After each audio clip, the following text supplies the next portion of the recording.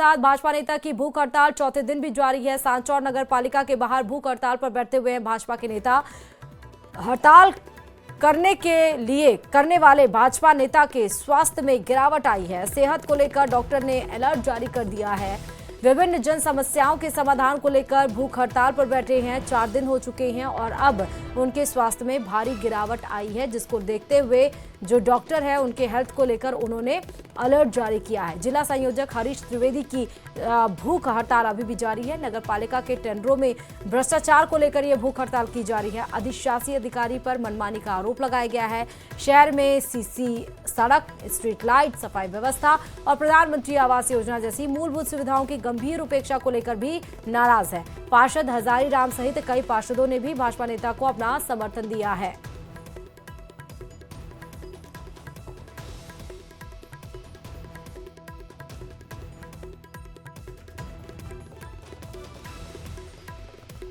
त्रिवेदी है 4 दिन से धरने पर बैठा है, इसकी कोई सुनवाई नहीं होती है और ये शुगर के पेशेंट है, फिर हालत भी खराब है, इसकी सुनवाई की जाए। तो आपको बता दें कि भाजपा के नेता जो 4 दिन से भूख हड़ताल पर बैठे हुए हैं, अब उनके स्वास्थ्य में गिरावट दर्ज की गई है। डॉक्टर ने अलर्ट जारी किया है तमाम समस्याओं को लेकर। जैसे अलवर से खबर आपको बता रहे हैं, जहां गोविंदगढ़ रेलवे फाटक के पास लगे ट्रेड फेयर में बुधवार रात युवकों के 2 गुटों में झगड़ा हो गया। इस दौरान बीच बचाव कर रहे युवक के सीने में झगड़ा कर रहे एक युवक ने बर्फ तोड़ने का छुरा घोंप दिया। गंभीर हालत में उसे गोविंदगढ़ अस्पताल लेकर गए। अलवर रेफर किया गया, जहां युवक की मौत हो गई। मृतक वकार पुत्र 2nd ईयर का छात्र था और जालूकी के कॉलेज में पढ़ रहा था। बुधवार शाम को वह मेले में घूमने पहुंचा था।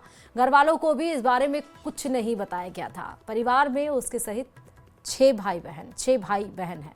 वकार तीसरे नंबर का था। घटना की सूचना पर परिजन अलवर पहुंचे हैं। पुलिस ने शव को पोस्टमार्टम के लिए अलवर अस्पताल की मोर्चरी में रखवाया है। ये मेले में था और कोई की लड़ाई हो रही थी, तो बीच में इसने बोला कि भाई क्या हुआ, इतने में इसके सिर में सीने में चोट मार दी छुरे से, चाकू से। फिर उसके बाद उसको हॉस्पिटल ले गए, हॉस्पिटल से रेफर कर दिया। अलवर में प्लास्टिक दानों से भरी कैंट्रा गाड़ी हाईवे पर पलट गई। गाड़ी पलटने से उसमें भरे प्लास्टिक दानों के कट्टे सड़क पर बिखर गए। गाड़ी पलटने पर वाहनों का जाम लग गया। जाम की सूचना पर पहुंची पुलिस ने क्रेन की मदद से गाड़ी को हाईवे से हटवाया, जिसके बाद से यातायात बहाल हो सका। हादसा उस वक्त हुआ जब गाड़ी भिवाड़ी से अलवर आ रही थी। हालांकि हादसे में ड्राइवर बाल बाल बच गया। सदर थाना क्षेत्र कारोली बाग के समीप हाईवे का ये पूरा मामला है।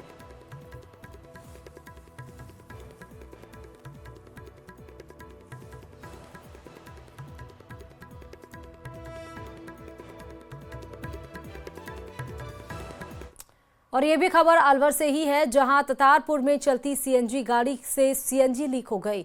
सीएनजी लीक होने से अफरा तफरी मच गई। सड़क के दोनों तरफ वाहनों की लंबी कतारें लग गई और इस बीच समय रहते लीकेज को काबू किया गया, जिसके बाद बड़ा हादसा टल गया।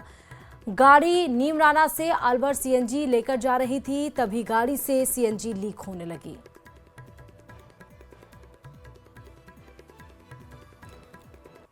अलवर में गोपाष्टमी के अवसर पर केंद्रीय मंत्री भूपेंद्र यादव ने रेलवे स्टेशन स्थित सार्वजनिक गौशाला पहुंचकर पूजा अर्चना की। उन्होंने गायों को गुड़ और चरा खिलाकर गोपाष्टमी की शुभकामनाएं दी हैं। भूपेंद्र यादव ने कहा कि गाय हमारी संस्कृति, आस्था और अर्थव्यवस्था का महत्वपूर्ण आधार है। गोपाष्टमी का पर्व हमें गौ माता की सेवा और संरक्षण का संदेश देता है। गौशाला समिति संरक्षक अजय अग्रवाल ने बताया कि गोपाष्टमी के उपलक्ष्य में विशेष पूजा कार्यक्रम आयोजित किया गया, जिसमें केंद्रीय मंत्री सहित कई श्रद्धालुओं ने भाग लिया। गौशाला परिसर में गौ माता की आरती, भजन कीर्तन और प्रसाद वितरण का आयोजन हुआ। कार्यक्रम के दौरान गौ सेवा के प्रति लोगों में जागरूकता बढ़ाने का संदेश दिया गया और सभी से गौवंश की रक्षा के लिए सहयोग की अपील की गई। केंद्रीय मंत्री आदरणीय भूपेंद्र यादव जी यहाँ पधारे, जिनका मंदिर में स्वागत किया गया और गौशाला समिति द्वारा उन्हें शाल उड़ाकर माला पहनाकर उनका अभिनंदन किया गया और साथ ही गौशाला में सारी गौ माता की पूजा उनसे कराई गई और साथ ही जो एक गाय और बछड़ा होता है उसकी पूजा का विशेष महत्व होता है। वो भी आदरणीय भूपेंद्र यादव साहब और भारतीय जनता पार्टी के जिला अध्यक्ष जो अशोक घासीराम जी हैं उनके साथ और उनकी पूरी टीम को यहाँ किया गया। आज यहाँ विशेष हवन यज्ञ चल रहा है, हजारों की तादाद में यहाँ माताएं बहनें आई हुई हैं। खैरथल तिजारा के भिवाड़ी बस स्टैंड पर सुबह एक निजी बस में आग लग गई। आग इतनी भीषण थी कि पूरी बस जलकर राख हो गई। हालांकि इस घटना में किसी तरह की जनहानि नहीं हुई। गनीमत यह रही कि बस स्टैंड के किनारे पर खड़ी थी और उसमें घटना के समय कोई यात्री, ड्राइवर या कंडक्टर मौजूद नहीं था। आग की सूचना मिलते ही नगर परिषद की दमकल गाड़ी मौके पर पहुंची। दमकल कर्मियों ने लगभग 1 घंटे की मशक्कत के बाद आग पर काबू पा लिया। नगर परिषद फायर इंचार्ज नरेश कुमार मीणा ने बताया सुबह आग लगने की सूचना मिली थी, जिसके बाद तुरंत दमकल रवाना की गई। आग लगने का कारण अभी तक स्पष्ट नहीं हो पाया है। बस किसकी थी और इसका मालिक कौन है, यह भी फिलहाल पता नहीं चल सका है।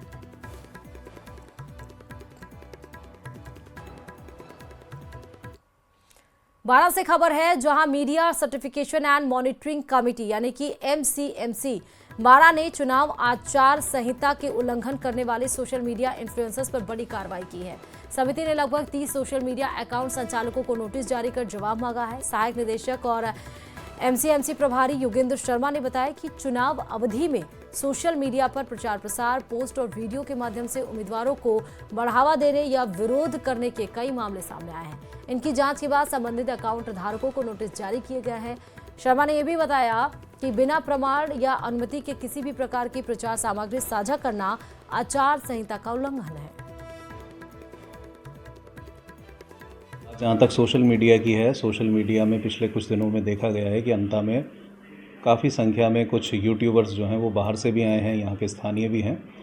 इन सभी के जो भी इन्होंने टेलीकास्ट किया है और जो भी इन्होंने अभी तक पोस्ट किए हैं, इन सभी की जांच जारी है और कुछ यूट्यूबर्स को हमने अपने स्तर पर नोटिस भी दिए हैं और उनकी समझाइश भी की है कि इस प्रकार की वो ना चलाएं। इसके साथ ही प्रत्याशियों से हमने बात की है कि यदि किसी प्रकार का कोई करार इन्होंने किया है तो उन सभी ने अपने स्तर पर जवाब तलब उनसे भी किया जा रहा है। अंतर्राष्ट्रीय पुष्कर मेले का आज से विधिवत रूप से शुभारंभ होगा और आज पूजा अर्चना और ध्वजारोहण के साथ औपचारिक शुरुआत होगी, जिसके बाद 101 नगाड़ा वादक अपनी प्रस्तुति देंगे। आज से 5 नवंबर तक चलने वाले इस पुष्कर में कई कार्यक्रम आयोजित किए जाएंगे। खास बात यह है कि इस प्रदर्शन को लिम्का बुक ऑफ रिकॉर्ड में दर्ज करने की तैयारी है। इसके अलावा महिलाओं का चरी नृत्य भी आकर्षण का खास केंद्र रहेगा। शाम को दीपदान और महाआरती का आयोजन होगा।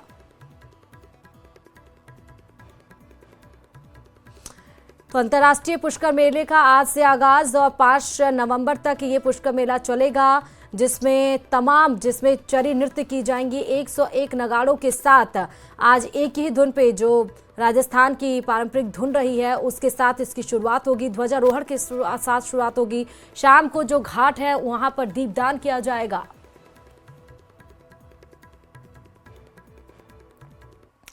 बड़ी खबर जयपुर से। जयपुर RTO प्रथम का एक्शन देखने को मिला। ओवरलोडिंग वाहनों पर कार्रवाई लगातार जारी है। कल देर रात 10 ओवरलोड वाहनों का चालान काटा गया है। कुल 34 ओवरलोड वाहनों पर कार्रवाई हुई।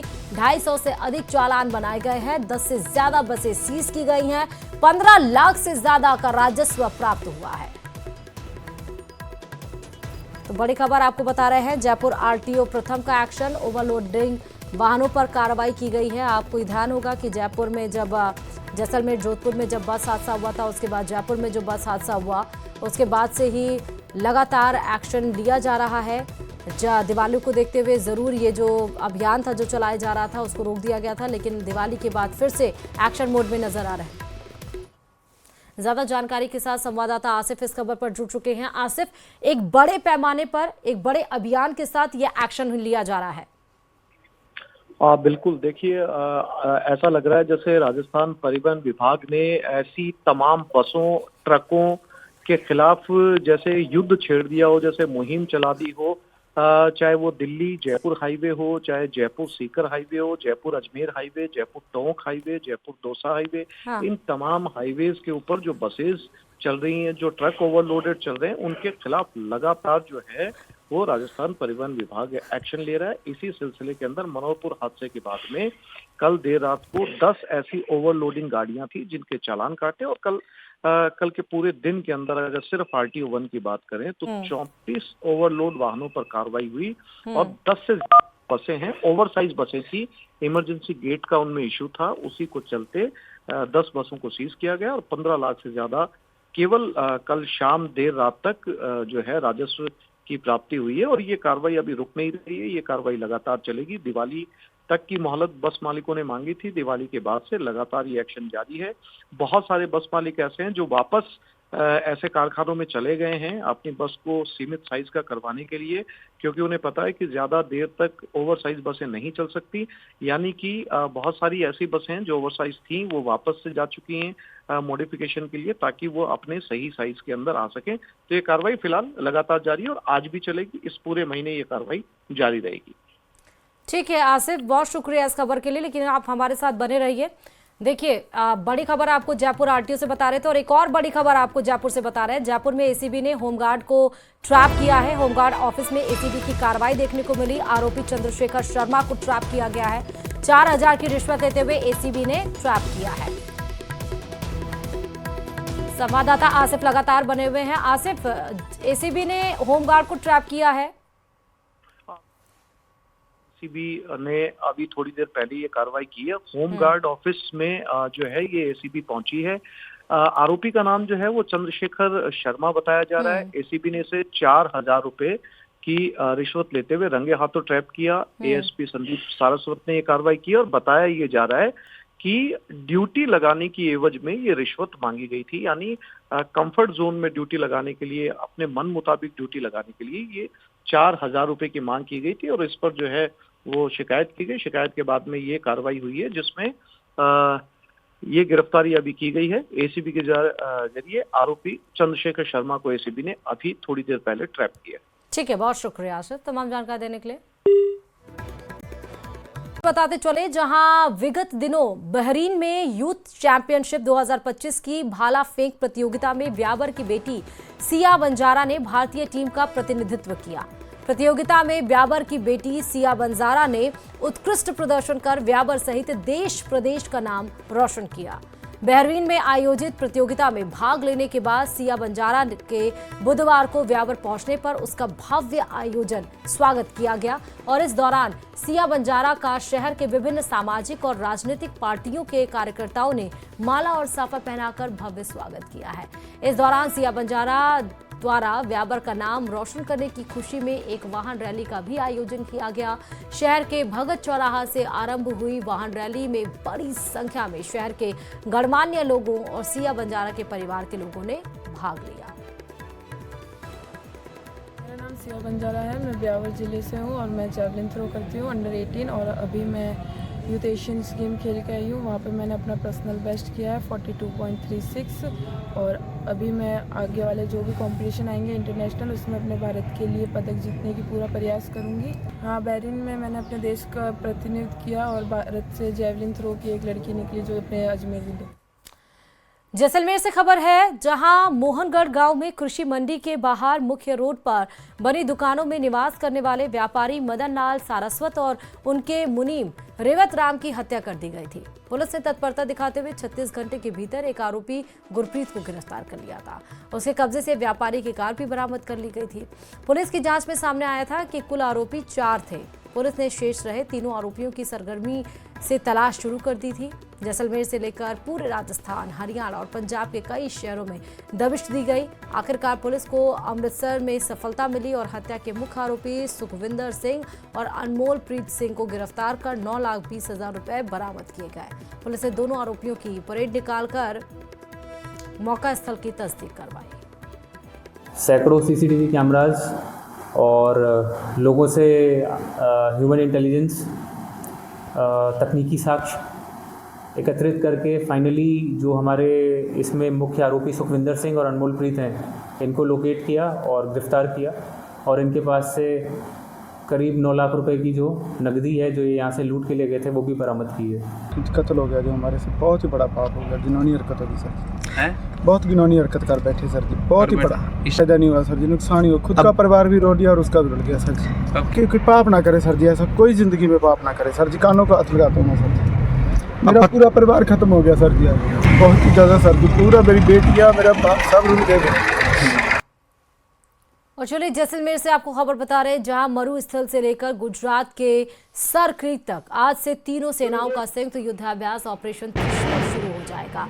इसके लिए ही 30 अक्टूबर से आगामी 10 नवंबर तक नोटम जारी किया गया है, यानी कि नोटिस टू एयरमैन, जिसमें राजस्थान से लेकर गुजरात तक भारत पाक बॉर्डर पर 13 दिन तक का अब तक का सबसे बड़ा युद्धाभ्यास आयोजित किया जाएगा, जिसमें थल, जल और एयरफोर्स के 30,000 जवान संयुक्त रूप से युद्धाभ्यास करेंगे और इस अभ्यास में हिस्सा लेंगे। भारत की तीनों शक्तियों के एक साथ प्रदर्शन से इस युद्धाभ्यास को त्रिशूल नाम दिया गया है। ऑपरेशन त्रिशूल युद्धाभ्यास में तीनों सेनाएं एक साथ तालमेल स्थापित कर यूनिफाइड ऑपरेशंस, डीप स्ट्राइक और मल्टी डोमेन वॉरफेयर का अभ्यास करेगी। इस दौरान भारतीय सेना अपने कई नए स्वदेशी हथियारों और हाईटेक सिस्टमों की टेस्टिंग भी करेगी। इनमें T-90S और अर्जुन टैंक, हॉवित्जर तोपें, Apache attack helicopter, heavy lift helicopter शामिल होंगे और यह अभ्यास जैसलमेर से शुरू होकर कक्ष तक होगा।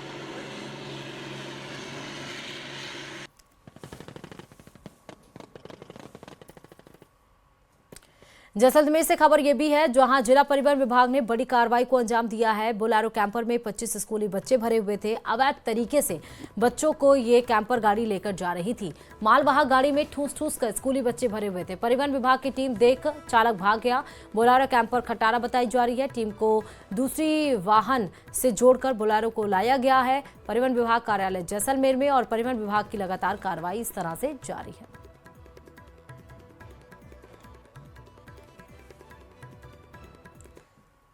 कोटा दौरे पर आए राज्यपाल हरिभाऊ बागड़े ने चंबल रिवर फ्रंट की कलाकारी सौंदर्य को देखा और पर्यटन स्थल के रूप में चंबल रिवर फ्रंट की सराहना भी की। यहां तक कि राज्यपाल हरिभाऊ बागड़े ने बैराज गार्डन के नजदीक स्थित मुकुट महल और वियतनाम से मार्बल से बनी विश्व की सबसे ऊंची चंबल माता की मूर्ति के साथ सेल्फी ली। राज्यपाल ने मुकुट महल पर आयोजित होने वाले फाउंटेन शो को भी देखा है और इस दौरान उन्होंने कहा कि इतनी बार कोटा आ चुका हूं, लेकिन पहली बार यहां आने का मौका मिला। तो वहीं विश्व मैत्री घाट को लेकर राज्यपाल ने कहा, यह दुनिया की बेहतरीन आर्किटेक्ट की हूबहू कलाकृति है। एक एक भवन को बारीकी से देखा और कहा, यहां तो पूरे विश्व को ही समाहित कर दिया गया है।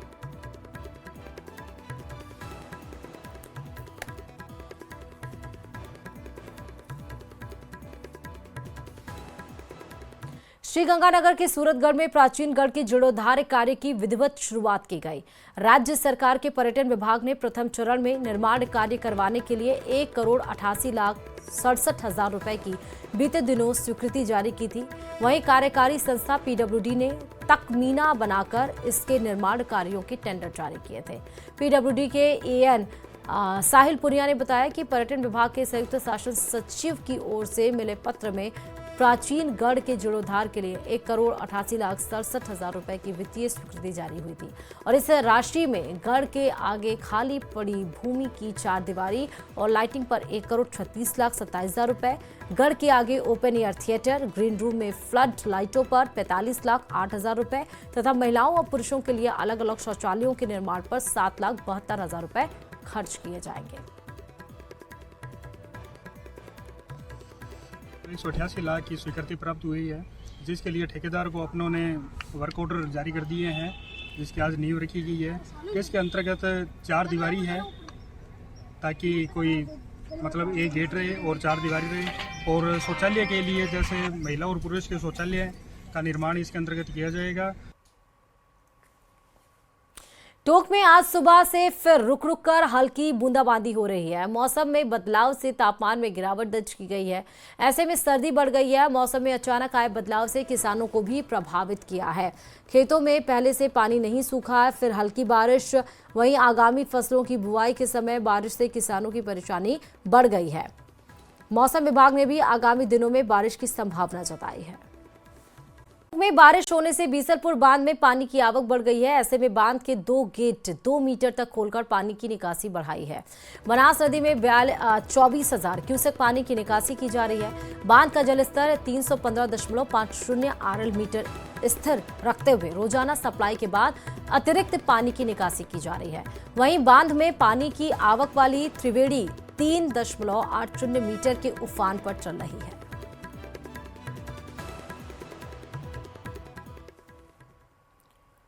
झुंझुनू की आबो हवा में एक बार फिर खराब हो गई है, जिससे वायु प्रदूषण का ग्राफ भी बढ़ा है।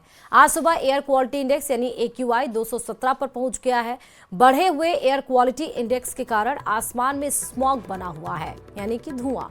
बढ़े हुए वायु प्रदूषण के कारण बुजुर्ग और एस्मा रोगियों को परेशानी का सामना करना पड़ रहा है। बीते रोज झुंझुनू में एयर क्वालिटी इंडेक्स 91 दर्ज किया गया है। वहीं आज सुबह 126 अंकों की बढ़ोतरी के बाद एयर क्वालिटी इंडेक्स 217 दर्ज किया गया, जो सामान्य से अधिक है। झुंझुनू में बढ़े वायु प्रदूषण के बाद लोगों के आंखों में जलन जैसी समस्या का भी सामना करना पड़ सकता है।